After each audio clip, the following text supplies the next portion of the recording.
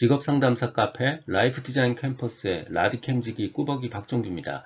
22년 7월 24일에 시행된 직업상담사 2급 실기시험 2회차 보건문제 해설 2파트입니다. 윌리엄슨의 변별진단 4가지를 쓰는 문제입니다. 혹은 윌리엄슨의 직업선택 문제 유형 4가지 사실 같은 문제입니다. 자, 보디는요. 직업선택의 문제의 원인을 뒤져보고 있어요. 하지만 윌리엄슨은 문제의 원인이 아니고요. 그 직업선택한 그 결과를 4가지 유형으로 구분하고 있는 거예요. 자, 첫 번째 직업 선택을 했는데 그 후에 알고 봤더니 선택 안 한 거랑 다름없다. 혹은 선택을 했는데 결국은 불확실한 선택을 했다. 이렇게 2가지 유형이 있고요. 또 나머지 2개는 선택한 결과가 흥미적성에 안 맞는 선택을 한 게 있고요. 너무 터무니없이 흥미와 적성에서 벗어난 어리석은 선택 이렇게 4가지의 유형으로 직업 선택의 문제를 구분하고 있는 겁니다. 자, 정답은요. 첫 번째 진로 무선택이요. 선택을 했는데 진로 선택을 결정하지 않은 경우입니다. 자, 두 번째요. 선택은 했는데 결과적으로 불확실한 선택을 했어요. 선택을 안 한 건 아닙니다. 하긴 했는데 확신 부족으로 자신감이 없는 경우가 바로 2번째 케이스고요. 세 번째는 흥미와 적성 간의 모순이 발생하는 거예요. 흥미에 안 맞거나 혹은 적성에 안 맞는 경우예요. 마지막 현명하지 못한 선택 혹은 어리석은 선택이라고 부르는데요.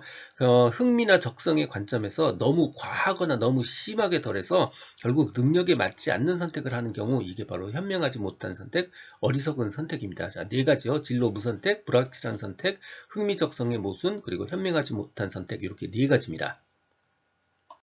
심리검사 사용의 윤리적 문제와 관련해서 주의해야 될 사항 6가지를 쓰는 문제입니다. 이 6가지 어려워서 어려운 게 아니고요. 너무 많아서 어려운 겁니다. 이렇게 많을 때는요. 주제를 이렇게 서브 주제로 나누어서 기억하는 게 훨씬 쉽습니다. 첫 번째는 심리검사를 평가하는 그 과정 속에서 우리가 지켜야 될 윤리적 고려사항. 그리고 두 번째는 이 제작된 검사 자체가 정말 제대로 만들어졌는가, 제대로 제작됐는가의 관점에서 마지막 세 번째는 사용 전에는 어떤 주의사항이 있는가 이렇게 3가지 주제로 나누어서 분할해서 기억할 걸 권고드립니다. 먼저 평가 과정의 윤리적 고려사항에 관련된 내용입니다. 첫 번째, 적절한 훈련을 받지 않은 사람이 심리검사 시행하면 안 돼요. 그리고 두 번째는요, 그 검사 결과와 관련해서 피검자의 사생활 당연히 보호돼야 되고요. 혹은 그 결과로 피검자가 차별당해서는 안 됩니다. 세 번째, 다른 사람의 평가의 결과와 해석을 잘못 사용하면 안 되고요. 마지막으로 평가 결과가 시대에 뒤떨어질 수 있다. 이거 인정하고요. 측정치가 잘못 사용되지 않도록 해야 됩니다. 검사 자체가 과학적으로 제작된 검사여야 돼요. 자, 심리검사나 평가 기법을 개발하고 표준화할 때 과학적 과정을 따라야 돼요. 그리고 해석을 내릴 때 사용된 프로그램 및 절차의 타당성에 대해서 증빙 자료 당연히 제시해야 되고요. 채점, 해석 및 프로그램의 타당도에 대한 적절한 증거가 있어야 됩니다. 마지막 사용하기 전의 주의사항이요. 첫 번째, 심리검사의 목적과 절차를 충분히 설명해야 되고요. 문항 등을 피검자에게 미리 알려서는 안 됩니다. 이 많은 것들 중에서 한 6가지 정도 기억하는 거 적으시면 됩니다. 한국표준산업분류에서 산업활동, 산업활동의 범위, 그리고 산업분류의 정의를 쓰는 겁니다. 이름들이 다 비슷하죠. 산업활동, 산업활동의 범위, 산업분류 다 비슷비슷하죠. 이 비슷비슷한 것을 명확하게 구분하는 겁니다. 사실 알고 보면 별것도 없습니다. 자, 예를 들어서 자동차 산업 그러면 자동차 회사들의 모임이죠. 자, 모임 뭐죠? 바로 집합입니다. 어떤 집합, 산업이란 결국은 모임, 즉 집합이에요. 산업이란 유사한 성질을 갖는 산업활동에 종사하는 생산 단위의 집합, 이게 바로 산업입니다. 산업은 결국 모임이에요. 생산 단위의 집합이요. 활동은 결국은 활동입니다. 끝이 활동으로 끝나는 거예요. 산업활동이란 뭐냐? 재화나 서비스를 생산하고 제공하는 일련의 활동 과정을 말하는 겁니다. 즉 활동은 활동 과정이에요. 산업분류요. 분류란 건 뭐죠? 결국은 유사성에 따라서 유형화하는 거예요. 구분하는 겁니다. 비슷비슷한 걸 모아서 구분하는 거예요. 즉 분류라는 거예요. 즉 산업분류란 생산 단위가 주로 수행하고 있는 산업활동을 그 유사성에 따라서 유형화하는 것, 결국 분류란 뜻이죠. 자, 산업활동의 범위는요. 가사활동은 제외하고요. 영리활동, 비영리활동은 포함합니다. 사실 한국 표준산업분류의 정의에 따라서 산업활동의 범위가 이렇게 정해지는 거고요. 다른 데서는 산업활동의 범위가 달라요. 그래서 자꾸 이게 문제가 나오는 겁니다. 다시 한국 표준산업분류에서는요, 가사활동은 안 쳐주고요. 영리활동, 비영리활동은 쳐줍니다. 다시 정리할게요. 산업은요, 결국 생산단위 집합이에요. 활동은 활동입니다. 제한한 서비스를 생산하는 일련의 활동이에요. 산업 분류는 분류입니다. 즉 유사성에 따라서 유형화하는 거예요. 산업활동의 범위, 가사활동은 빼고요. 영리, 비영리 활동은 포함합니다. 부정적인 심리검사 결과가 나온 내담자에게 검사 결과를 통보하는 네 가지 방법입니다. 기본적으로 해석 시 유의사항과요, 부정적 결과 통보 방법은 거의 80% 이상 동일합니다. 내담자 방어 최소화 측면, 반응을 고려하고 그 다음 해석하는 것, 요 세 가지 거의 동일하고요. 주의사항만 조금 달라요. 해석 시 유의사항은 객관적이고 표준화된 자료를 사용해야 된다라는 거고요. 부정적 결과 통보 방법은 비밀 보장에 주의해야 된다. 요것만 좀 다른 겁니다. 먼저 내담자 방어 최소화 측면에서요. 부정적 결과 통보 방법에서는 내담자의 방어를 최소화하기 위해서 해석의 기회를 갖습니다. 자, 두 번째, 내담자 반응을 고려해야 되죠. 결국 충격을 받지 않도록 유의해야 되는 거고요. 세 번째, 해석할 때 쉬운 언어를 사용하고요. 기계적 전달을 지향하고 질적 해석을 추가해줘야 됩니다. 내담자에게 그냥 기계적으로 검사 결과를 딱 전달하는 게 아니고 전반적인 수행을 설명하고 질적 해석을 추가로 덧붙여줍니다. 마지막으로 타인에게 부정적 결과가 알려지지 않도록 비밀 보장에 유의해야 됩니다. 베크의 인지적 오류 네 가지를 쓰는 문제입니다. 여기서는 이분법적 사고, 자의적 추론, 선택적 추상, 과도한 일반화 이렇게 네 가지를 했는데 그거 말고도 굉장히 많습니다. 본인이 기억하고 있는 것 네 가지를 적고 설명을 해주시면 돼요. 먼저 이분법적 사고, 즉 흑백 논리입니다. 사건의 의미를 이분법적으로 둘 중에 하나로 해석하는 오류고요. 두 번째, 자의적, 임의적으로 자기 맘대로 증거가 없음에도 불구하고 그냥 자기 맘대로 결론을 내리는 것, 자의적 추론입니다. 세 번째, 선택적 추상, 부분적인 것에만 집중하고 다른 부분은 무시하고 결론을 내리는 겁니다. 자기가 보고 싶은 것만 보는 거예요. 선택적 추상이요. 과도한 일반화요. 한두 사건을 일반화해 모든 사건을 같은 결론을 내리는 걸 말합니다. 다시요. 이분법적 사고, 자의적 추론, 선택적 추상, 과도한 일반화 이렇게 네 가지입니다. 듣고 계신 강의는 직업상담사 2급 초단기 합격 비법의 내용을 바탕으로 제작되었습니다. 전자책 버전으로 출판되어 있어서 교보문고, 예스24 등에서 구할 수 있습니다. 전자책이 불편하신 분들, 인쇄 가능한 버전, 제약 없는 PDF 버전이 필요하신 분들은 제 블로그 공지글과 카페에서 구할 수 있습니다. 질문이 있으시면 인터넷 카페 라이프 디자인 캠퍼스 라디캠의 질의응답란에서 답변 드리겠습니다. 동영상 아래의 정보창에 관련 링크를 넣어드렸습니다. 표준화를 위해 수집된 자료가 정규 분포에서 벗어나는 것은 검사 도구의 문제라기보다는 표집 절차의 오류의 원인이 있는 경우가 많습니다. 이를 해결하기 위한 세 가지 방법을 쓰고 각각에 대해서 설명하는 문제입니다.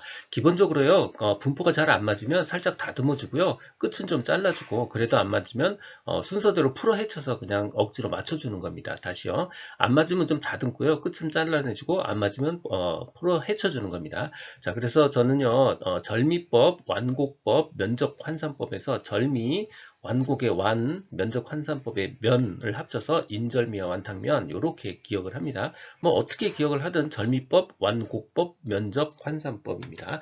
먼저 완곡법이요. 자, 예를 들어서 우리 당연히 시험 보면 이렇게 정규 분포를 이루어야 되는데요. 얘가 조금 적고 이쪽으로 좀 많이 뻗었다. 그러면요, 이쪽을 조금 살을 붙여주는 겁니다. 이쪽 사람은 이렇게 좀 내려주는 거예요. 그렇게 해서 이렇게 정규 분포로 만들어주는 거, 이게 완곡법이에요. 정상 분포하고는 어느 정도 비슷하게 나왔는데 사용하는 방법이고요. 점수를 조금 가감해 가지고 많은 거 이쪽으로 좀 내보내주는 겁니다. 그래서 정규 분포 모양으로 만들어주는 거 완곡법입니다. 두 번째, 절미법, 꼬리를 자른다는 거죠. 자, 예를 들어서 아무리 사지선장이면 못 봐도 25점은 나와야 되는데 몇 명이 이렇게 빵점이 나왔어요. 자, 이거 좀 이상하죠? 이거 잘라버리는 겁니다. 이게 절미법이에요. 꼬리가 작을 때만 쓸 수 있는 거고요. 비정상적인 편포의 꼬리 이쪽으로 치우친 거 혹은 이쪽으로 치우친 거, 자, 이걸 그냥 잘라내서 버리는 겁니다. 이게 절미법, 꼬리 자르는 거예요. 마지막으로 면적황상법, 이게 거의 분포가 잘 안 됩니다. 막 이렇게 엉망진창이다 그러면요, 이거 다 집어치우고요, 1등, 2등, 3등, 4등 이렇게 순서로 쭉 매긴 다음에 이걸 그대로 정규 분포로 바꿔줘요. 각 점수들을 100분의 1을 찾아서 점수 순서대로 해주고요, 그거를 지점수로 변환해서 다시 이대로 정규 분포로 만들어주는 것, 이게 바로 면적환산법입니다. 다시요. 완곡법, 절미법, 면적환산법입니다. 직업상담에서 내담자 이해를 위한 질적 측정 도구 세 가지를 쓰고 설명하는 문제입니다. 질적 측정 도구라는 말이 키워드예요. 질적 측정 도구란 즉 수치화시킬 수 없는 측정 도구 세 가지를 말하는 거고요. 보통 직업카드 분류법, 직업가계도, 그리고 생애진로 사정 요 세 가지를 추천드리는 게, 사실은 요 세 가지는 이미 다 1차 시험, 2차 시험을 위해서 다 알고 있는 내용이잖아요. 그래서 요 세 가지를 추천드리는 거예요. 자, 직업카드 분류법은 홀랜드 육각형 모델과 관련해서 직업카드, 여러 개의 직업카드를 만들고 그 직업카드를 보고 선호군, 중성군, 혐오군으로 분류해서 내담자의 가치관, 흥미 등의 정보를 탐색하는 그런 측정 도구입니다. 직업가계도 역시 많이 나온 거죠. 내담자 가족 3대에 걸쳐 가계력을 정리를 해서 가족 구성원이 내담자의 직업관에 미치는 영향을 탐색합니다. 내담자의 가계력을 분석해서 직업 가치와 흥미의 근본 원인을 탐색할 수 있습니다. 생애 진로 사정, 이것도 반드시 기억해야 되는 거죠. 초기 상담에 사용되는 구조화된 면담법이에요. 직업 환경, 그 다음에 강점과 장애 등의 정보를 탐색합니다. 직업 상담사가 갖춰야 될 자질 5가지를 쓰는 문제입니다. 이거 그냥 하나씩 외우다 보면 굉장히 기억이 어려울 수도 있지만, 우리가 거꾸로 우리가 배우는 과목들을 생각해 보면 굉장히 쉬울 수도 있어요. 자, 첫 번째, 우리 직업 상담학 배우죠. 그러니까 당연히 상담 지식 필요하고요. 직업 심리학 배우죠. 그러니까 심리학적 지식 필요합니다. 그리고 직업 정보 분석 능력 당연히 필요하죠. 요거는 직업 상담사가 많이 갖춰야 될 부분이고요. 나머지 3개는요, 일반적인 상담사가 다 갖춰야 될 자질에 해당돼요. 첫 번째, 자기 자신에 대한 이해요. 상담자 자신의 능력의 한계, 단점 등에 대한 충분한 이해, 이거 굉장히 중요한 부분이에요. 두 번째, 내담자를 존경하고 수용하고 존경하는 자세. 그리고 마지막으로 객관적 통찰력, 내담자가 처한 상황, 문제들을 객관적으로 보는 능력, 이렇게 중요합니다. 다시 정리하면요, 상담 지식, 심리학적 지식, 그리고 직업 정보 분석 능력이요. 그 다음 자기 자신에 대한 이해, 내담자를 수용하고 존경하는 자세, 그리고 객관적 통찰력, 이렇게 적어주시면 될 것 같습니다. 형태주의 상담의 목표 6가지를 쓰는 문제입니다. 기존에는 3가지를 쓰는 문제였어요. 형태주의 상담, 즉 게슈탈트 상담은요, 기본적으로 실존주의 상담과 굉장히 공통점이 많습니다. 그래서 가장 첫 번째 중요한 게 바로 자각이고요. 이 자각을 통해서 자신의 부정적인 부분까지 통합과 수용을 할 수 있도록 도와줘요. 이게 자각 그리고 통합과 수용이 가장 먼저 도달해야 되는 단계고요. 요게 되면 아주 자연스럽게 실존적인 삶, 그리고 자립, 책임지는 삶, 그리고 변화와 성장을 할 수 있게 됩니다. 또 한 가지 중요한 점이요, 바로 형태주의 상담은요, 이 모든 상담사가 직접 뭔가 해주는 게 아니고요, 이렇게 할 수 있도록 도와주는 게 바로 형태주의 상담의 목표예요. 절대로 형태주의 상담은 직접 해주지 않습니다. 이렇게 할 수 있도록 도와주는 거예요. 요 6가지를 할 수 있도록 도와주는 것, 이게 바로 형태주의 상담의 목표입니다. 자, 첫 번째, 자각이요. 자각. 상담자는 내담자가 자신의 욕구와 감정을 알아차릴 수 있도록, 즉 자각하도록 돕습니다. 끝에는 다 돕는 거예요. 돕고요, 도와줍니다. 자, 첫 번째, 자각. 상담자, 내담자가 자신의 욕구와 감정을 알아차릴 수 있도록, 자각할 수 있도록 도와줘요. 자, 두 번째, 통합과 수용이요. 상담자는 자신의 부정적인 부분을 먼저 인정, 즉 자각하게 하고요. 이를 통합해서 수용할 수 있도록 도와줘요. 마찬가지로 도와주는 겁니다. 통합하여 수용할 수 있도록 도와줍니다. 세 번째, 실존적 삶이요. 첫 번째, 자각과 통합과 수용의 단계가 끝났으면요, 자연스럽게 내담자는요, 이제 실존적인 삶을 살 수 있게 되고요. 실존적인 삶을 살 수 있도록 상황에 열려있는 자세를 갖도록 도와주는 역할을 하고요. 상담자는 내담자가 스스로 자립할 수 있도록 돕고요. 내담자가 스스로 책임지는 삶을 살 수 있도록 도와줍니다. 그래서 결과적으로 변화와 성장을 달성할 수 있도록 도와주게 됩니다. 이렇게 6가지요. 1번 자각, 2번 통합과 수용, 3번 실존적 삶, 4번 자립, 5번 책임, 6번 변화와 성장, 이렇게 적어주시면 됩니다. 갤라트의 직업의사결정 8단계 중 2, 7단계를 쓰는 문제입니다. 1단계 목표의식 주어져 있고요. 8단계 평가 및 재평가는 주어져 있고요. 나머지 2단계, 3단계, 4단계는 빈칸으로 나와 있습니다. 이 빈칸을 채워 넣는 문제예요. 갤라티의 직업 의사결정은요, 좀 더 정확하게 얘기하면요, 내가 선택할 수 있는 직업 대안을 만들고 그 만들어낸 직업 대안들 중에서 최고의 안을 선택하는 과정, 이게 바로 갤라티의 직업 의사결정이에요. 그러니까 제일 먼저 해야 되는 건 내가 선택할 수 있는 대안들을 여러 개 만드는 거예요. 자, 그러려면 첫 번째 목표가 있어야 되고요. 두 번째는 그 목표로부터 검색을 하죠. 정보를 수집합니다. 예를 들어서 인터넷 검색을 한다는 뜻이에요. 그래서 검색을 해서 내가 할 수 있는 대안들을 쭉쭉쭉쭉 열거해 둡니다. 이게 바로 1단계, 2단계, 3단계예요. 첫 번째, 목표를 정하고 2번, 목표에 상응하는 정보를 수집하고 대안을 열거하는 것, 이게 바로 1단계, 2단계, 3단계입니다. 자, 직업 대안을 열거했으면, 자, 예를 들어서 10개든 5개든 이렇게 직업 대안이 쭉쭉쭉쭉 열거가 됐으면, 이 중에서 가장 최선의 안을 골라서 의사 결정을 해서, 그것을 평가해보고 재투입하는 게, 이게 바로 직업 의사 결정이에요. 자, 어떻게 의사 결정을 하냐면요, 뭔가 계산을 통해서 가장 최고의 값을 구합니다. 이게 바로 가치 평가예요. 가장 내가 얻을 수 있는 최고의 가치를 계산해보는 겁니다. 자, 어떻게 계산하냐면 이렇게 계산하는 거예요. 자, 예를 들어서 얘기를 해볼게요. 제가 만약에 직업대안 1안이 의사고요. 직업대안 2안이 회사원이라고 가정을 해볼게요. 자, 직업대안 의사가 되면 내가 얻을 수 있는 1년 연봉이 있죠. 1년 연봉이 예를 들어서 의사가 1억이라고 가정해 볼게요. 회사원은 5천만 원이라고 가정을 해 보도록 할게요. 그런데 제가 의사가 될 수 있는 확률은 1%죠. 하지만 회사원이 될 수 있는 확률은 만약에 50%라고 가정을 해 볼게요. 자, 그러면요. 요 두 개의 값을 곱해주면 이게 내가 달성해서 얻을 수 있는 최고의 값, 최고의 가치죠. 자, 예를 들어서 1억의 1%니까 100만 원을 얻을 수 있는 거고요. 내가 회사원을 선택하면 5천만 원이 50%니까 2,500만 원을 내가 얻을 수 있는 거예요. 그러니까 가장 높은 가치는 나는 회사원을 선택해야 되는 겁니다. 이게 바로 가치 평가예요. 즉 어떻게 했느냐? 첫 번째, 결과 예측을 하는 거예요. 결과에서 얻을 수 있는 최고의 값을 예측하는 겁니다. 결과를 예측하는 거예요. 1년에 1억을 벌 수 있느냐? 5천만 원을 벌 수 있느냐? 자, 두 번째, 내가 실현 가능성을 예측하는 겁니다. 내가 달성할 수 있는 확률이 1%냐 50%냐 이걸 예측해서 이 두 가지 값을 곱해주면 곧 가치 평가가 되는 겁니다. 그래서 그 중에서 가장 높은 값을 결정하는 것, 이게 바로 의사결정이고요. 실제로 평가해서 재투입해 보는 것, 이 과정을 쭈루룩 가는 게 바로 갤라티의 직업 의사결정 8단계에 해당하는 겁니다. 자, 최종 모범 답안 정리합니다. 자, 1단계 목표의식 주어졌고요. 8단계 평가 및 재투입 주어졌어요. 첫 번째는 목표에 따라서 정보 수집하고요. 대안 열거까지 합니다. 그래서 이렇게 3단계 먼저 기억을 해주세요. 목표를 가지고 거기에 인터넷 정보 검색을 해요. 그래서 정보 수집을 하고요. 거기에 따라서 대안을 열거하는 것, 여기까지입니다. 자, 뭔가 쭉쭉쭉쭉쭉 계산을 해서요. 최종적으로 의사 결정을 하고요. 결정된 평가 및 재투입을 하는 거예요. 자, 의사 결정을 어떻게 하느냐? 뭔가 계산을 해서 가치값을 평가해서 의사결정을 합니다. 가치는 어떻게 평가하냐면 첫 번째, 내가 대안 중에 하나를 가지고 얻을 수 있는 최대의 결과값을 예측합니다. 결과 이익값을 예측하는 거예요. 그리고 두 번째는 내가 그 목표를 달성할 수 있는 실현 가능성을 예측합니다. 즉 몇 퍼센트나 실현 가능성이 있느냐 이 두 가지를 예측해요. 첫 번째 4단계선 결과를 예측하고요. 두 번째는 실현 가능성을 예측해요. 이 두 개 값을 곱해주면 바로 가치 평가가 완성이 됩니다. 사실 요거 3, 4, 5, 6단계는 그냥 순식간에 지나가는 거예요. 자, 이렇게 해서 가치 평가가 되면 이 중에 최고값을 고르는 거, 이게 바로 의사결정이에요. 이렇게 적어주시면 됩니다. 다시요.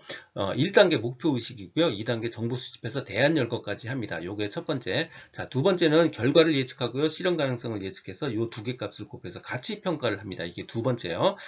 가치 평가 중에서 최고값을 고르는 게 의사결정이고요. 의사결정이 됐으면 평가 및 재투입을 합니다. 이게 바로 갤라티의 직업 의사결정 8단계에 해당하는 겁니다. 심리검사의 사용 목적 세 가지를 묻고 있습니다. 첫 번째, 예측이요. 내담자의 특성을 파악해서 결과적으로 내담자의 장래 행동 혹은 성취의 정도를 예측합니다. 내담자의 미래를 예측하는 거예요. 자, 두 번째, 분류 및 진단이에요. 적절한 심리검사의 사용을 통해서 행동에서 나타나는 결함 혹은 그 결함의 원인을 찾을 수 있게 돼요. 뭔가 분류하고 진단을 하는 거죠. 그래서 결함과 그 원인을 찾으려고 하는 겁니다. 마지막 세 번째가 자기 이해의 증진입니다. 자기 자신에 대한 이해를 통해서 내담자가 합리적 의사결정을 내릴 수 있도록 자기 이해를 증진시켜 줍니다. 다시 정리할게요. 첫 번째, 미래 행동에 대한 예측, 두 번째는 분류 및 진단, 그리고 마지막으로 자기 이해의 증진입니다. 한국직업사전에 부가직업정보라는 게 있습니다. 부가직업정보의 직무 기능은 자료, 사람, 사물, 즉 DPT와 연관된 특성을 나타내요. 이 중 사람에 해당하는 세부 항목을 5가지 적어라 라는 게 문제입니다. 자, 답은 먼저 말씀드릴게요. 자문, 협의, 교육, 그리고 감독, 오락, 제공, 설득, 그리고 말하기, 시도, 그리고 서비스 제공입니다. 이 중에 5가지 그냥 임의로 쭉 적어주시면 될 것 같아요. 근데 제가 꼭 말씀드리고 싶은 부분은요, 이 문제는요, 여러분들이 맞추라고 낸 문제가 아닙니다. 굳이 이런 것까지 기억하겠다고 공부를 하시면요, 오히려 중요한 부분을 놓치실 수가 있어요. 자, 이런 문제는요, 과감하게, 이런 문제가 있구나, 라고 한번 넘어가 주실 걸 제가 강력하게 권고 드릴게요. 이런 문제에 집착하시면요, 공부 굉장히 힘들어지십니다. 이 내용은 문자 형태로 블로그에도 동일하게 수록되어 있습니다. 필요한 분들을 위해 블로그 링크와 언급된 관련 링크는 동영상 아래에 정보창에 넣어두겠습니다. 도움이 되셨다면 좋아요, 구독 부탁드립니다. 지금까지 라디캠지기 꾸벅이 박정규였습니다. 감사합니다.